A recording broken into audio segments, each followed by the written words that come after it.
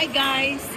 At dahil nga busy sa photoshoot, hindi nakapagluto ng dinner si Mama G. Kaya naman nag-aya ang pare nyo na lumabas. Mag-dinner na nga lang daw kami sa labas. At syempre, pumayag naman agad ang mare nyo. At in-order ko nga lahat ng paborito ko. Dahil akala ko nga manlilibre siya. Pero ito pala ay isang patibong.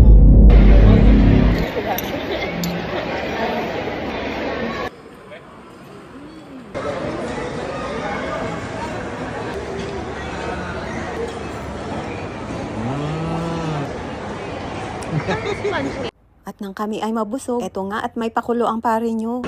Ganyan na, ayan. Maliwanag, Ayan, pili ka na, ikaw lang. Baka isa. Ayan. Ba't yung akin?